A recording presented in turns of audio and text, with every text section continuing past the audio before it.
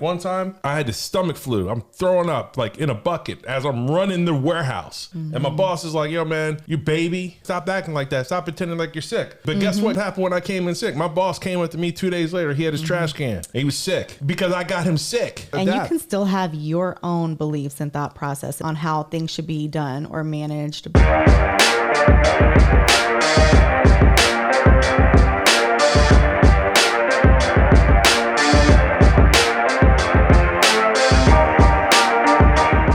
Hey everybody, it's Sarah. Gerard here. Welcome back. What do you want the people to do? Like, follow, hit that subscribe button. There it is. There it is. We would love that. We'd love that. So look. Yeah. Hey, look. Let me ask you guys a question. What if the secret to outperforming your competition wasn't like AI or like a massive investment or anything like that? What if it was like, what if it's something bigger than that? You know? So like combining, today this is what we're going to do. We're going to talk about combining been there, done that, and our seasoned wisdom with the new perspective of today's people and today's workforce, or whatever workforce or whatever part of, you know, wherever you're at, right? And that multi-generational gap, that mentality where you obviously have to work with different age groups, and is with that multi-generational shift and how that looks like in today's world, and how you kind of get over that hump of the things that you guys don't necessarily come to terms on, right? Yeah, I mean, it's hard. I'll tell you right now, because like, I mean, we got kids, and I'll be honest with you, man. There's people working for us that are like a kid's age. And I'm like, yo, man, like, who are you? But I can't. You can't do that. You can't do that, right?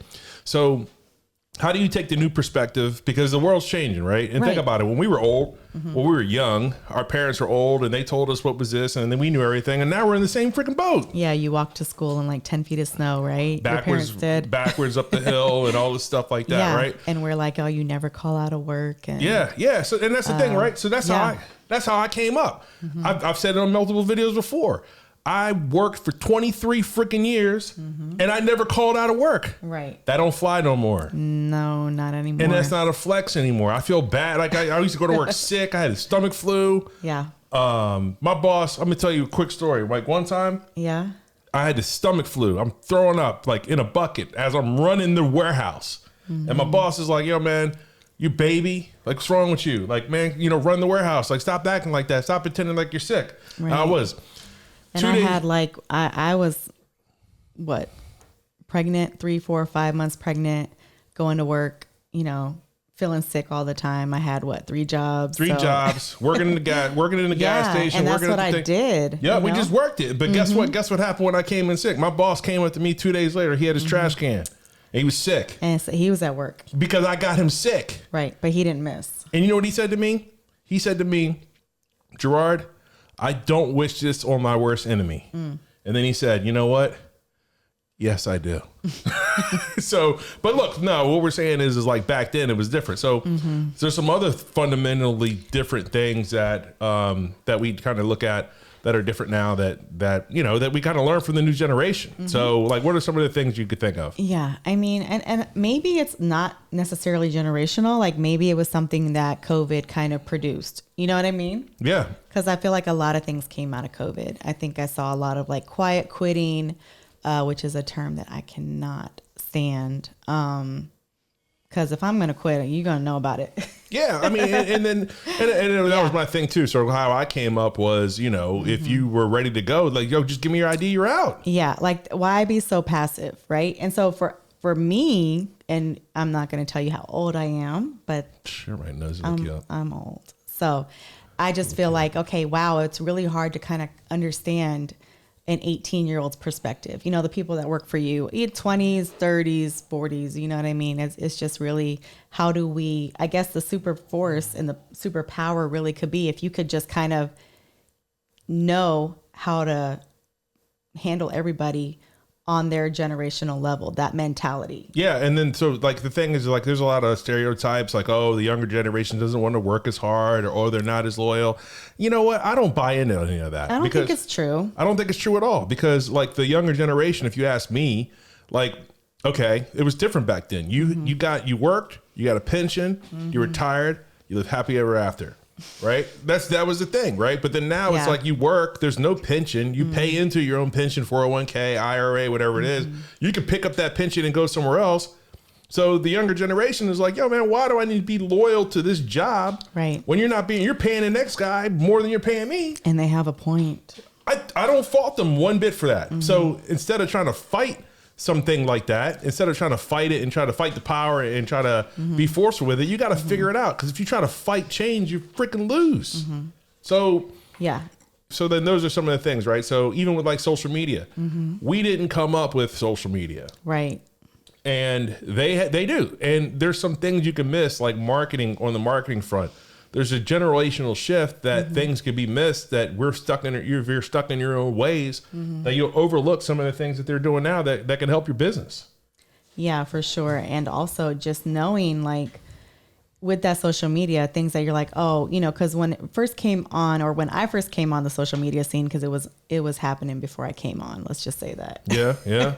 But when I finally came on the social media scene, I just had a lot of like, oh, this isn't right. I'm not going to do this. I'm not going to do that. And I mean, we've kind of evolved that way through YouTube now, kind of like, you know, how we do our social media and how we work around things. But with that generational gap, like we get to see them on social media doing their thing, and we get to kind of pick up what their mentality is, how they think, what their thought process is, right? And we can use that to our advantage as far as when we are, you know, managing people that are in a different generational gap than us. Yeah, because there's more number one, there's more of them than there's us, right? Yeah. And that's number one. And number two is if you can't beat them, join them. Right. Basically. So you can't really, you know, so that's why, you know, you gotta do 6'7" or what, you know. I mean, still being true to yourself. And by the way, like, everybody loves that video. It's so funny. If you don't follow Gerard on TikTok, go follow him. TikTok, Instagram. I'm on TikTok. I mean, people I don't even know, they're like, your husband, that 6'7" video was Listen, I used to get on my kids and say TikTok was a waste of time. TikTok was a waste of money. Yeah. I'm on TikTok. I just really am, because that's where everybody else is. So you either innovate,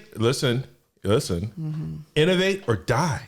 That's it. You got to change your ways. You got to change your ways. You got to adapt. And you can still have your own beliefs and thought process and think, you know, on how things should be done or managed. But you've really got to be able to expand your mind and come in with a different thinking concept for the different age generations and how to meet them where they're at. Right? A friend of mine, he's a really good speaker. He does a lot of good work. And he told me, and I heard him speak the other day, I'm just going to tell you what he said. Yeah. He basically said that before he goes into a meeting, before he goes somewhere, he listens to a whole bunch of new music that he hates. What? Yeah. He said he listens to a bunch of the new music of the new generation that he hates, because he's like, he has to put himself in the mindset of, why do people listen to this music? And I can't go into this room hating what these people hate. I got to listen to it at least to kind of pick, so we can have some common ground and some similarities. He may not like the music, but he's expanding his horizons, so that way he can hear something that, it basically, it's not just the music he's listening to, he's listening to the generation. Right. So then that way, and the dude's older than me, and I learned a lot from that. So like, he picks up on, like, so just like when you go to another country, when in Rome, right? So you got to kind of adapt and learn, you know, what other people are doing. I love that. And you know what? I think that I see that a lot with the younger generation now. They're opening up their minds, right, through social media, because they're being exposed to more. Don't you think so? Yeah. I mean, you get the friggin' Stargazer in your pocket. It's got the world, the freaking world is in this thing right here. You can control information at any time.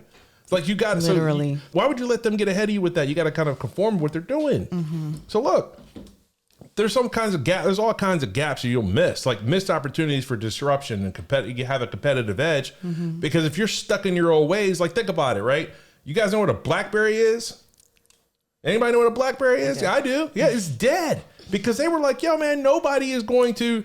This is a work function. Wasn't it trying to make a comeback, or? It did try to make a comeback, but the BlackBerry tried to make a comeback.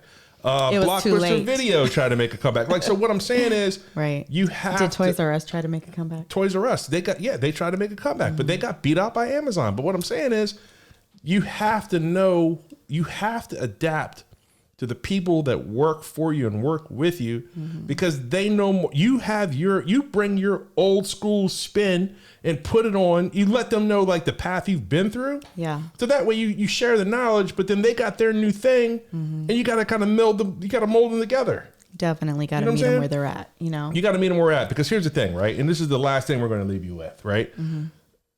They always say that you have to treat people like you want to be treated. No, you don't.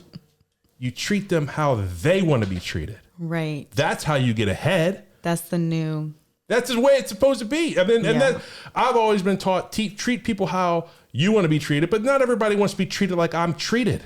Right. Because I guess with that original saying, they were thinking you would do the best for you. Yeah. You know what I mean? But what's best for me might not be best for him or her or for you. So you got to put yourself, and you got to know your people and know who you're dealing with, and put yourself in the perspective to treat them how they want to be treated, not how you want to be treated. Mic drop right there. Mic drop right there. Like, subscribe, share, holler. Bye.